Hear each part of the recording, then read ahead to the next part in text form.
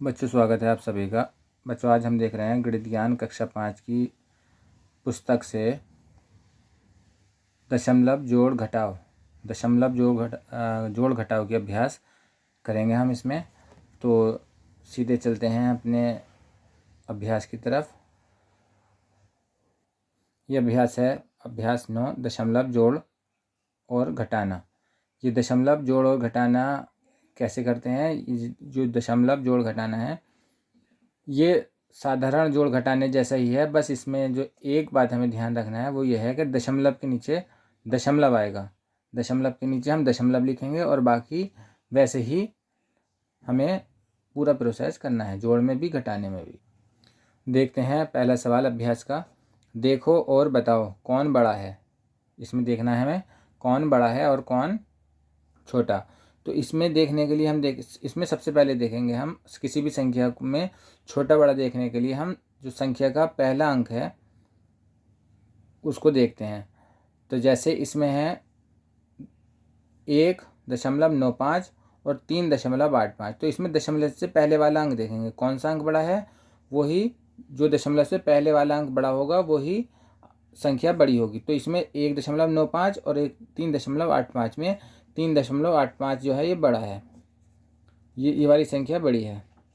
और उसके बाद 11.71 और 11.11, तो 11.71 और 11.11 में जो ये जो दशमलव से पहले वाले अंक हैं वो भी बराबर हैं, ये 11 है, ये भी 11 है।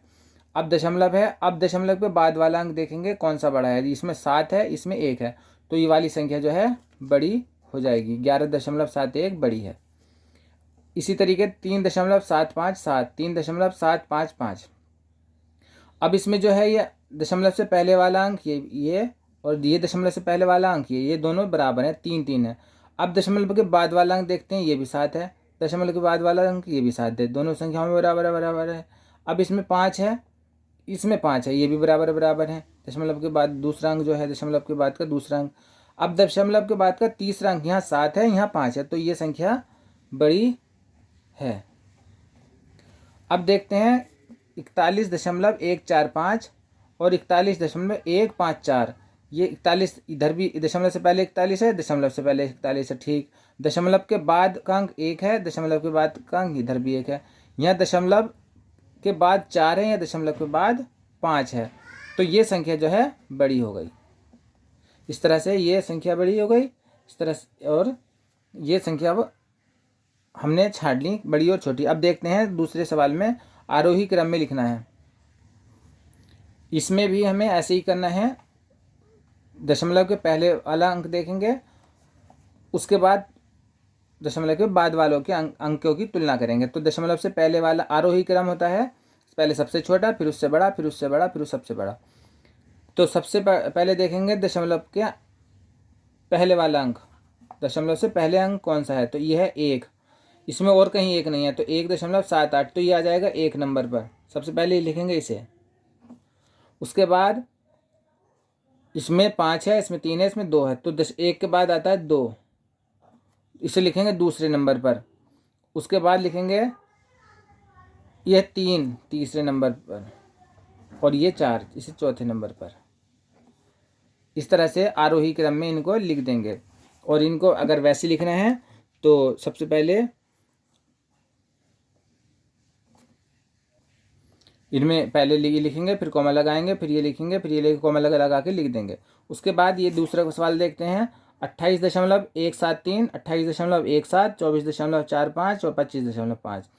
तो इनमें सबसे पहले दशमलव से पहले वाले अंक को देखते हैं कौन सा बड़ा है। तो इसमें 28 दशमलव है, इसमें 28 है, इसमें 24 है, इसमें 25। तो सबसे पहले लिखेंगे ये सबसे छोटा है, तो 1 नंबर पे ये, दूसरे पे 25 इसमें है ये, और तीसरे में आप देखते हैं ये भी 28 है, ये भी 28 है, ठीक है।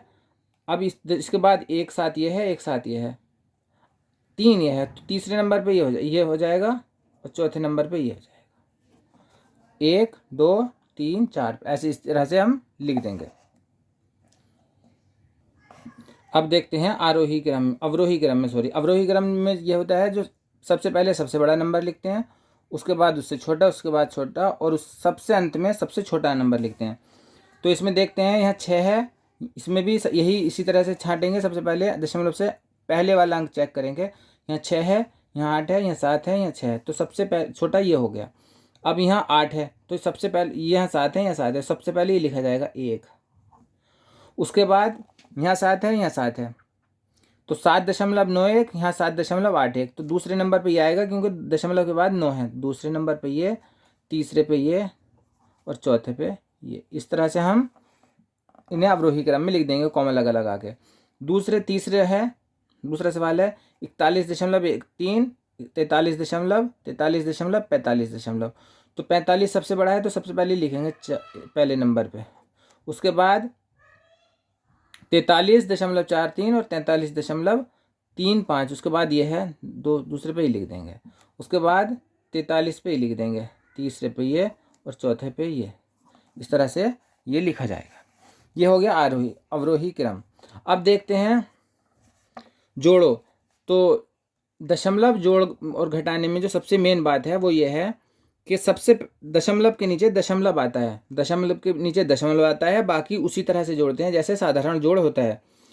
9 और 8 17 का 7 हासिल 1, 5 और 1 6 और 6 12 का 2 हासिल 1, 4 और 1 5 और 4 9, और दशमलव के नीचे दशमलव लिख देंगे, और 8 और 3 11, ये हो गया।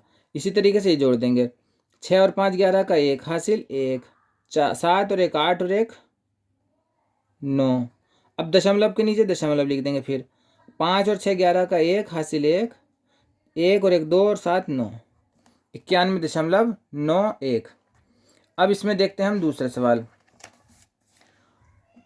8 7 15 का 5 हासिल 1, 3 और 1 4, और 0 के नीचे 0, दशमलव के नीचे दशमलव। 7 और 3 10 का 0 हासिल 1, 3 1 और 1 2 और 1 3। इस तरह से ये हो गया हमारा जोड़ना। दशमलव के नीचे दशमलव लिखना है, और जोड़ में भी और घटाने में भी। अब देखते हैं घटाना कैसे घटाएंगे।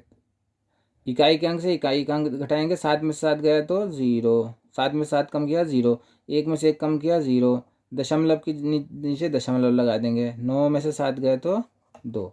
इस तरह से ये घटा देंगे। ऐसे ये वाला सवाल करेंगे। 9 में से 9 गया, 9 कम किया तो 0, 3 में से 3 कम किया 0, 6 में से 5 कम किया तो 1, दशमलव के नीचे दशमलव लगा दिया। 6 में से 4 कम किया तो 2। ये हो गया दशमलव। इस तरह से हमारा ये सवाल हो गया। अब इधर से देखते हैं। 6 में से 5 गया कम किया तो 1 बचा, 4 में से 1 कम किया तो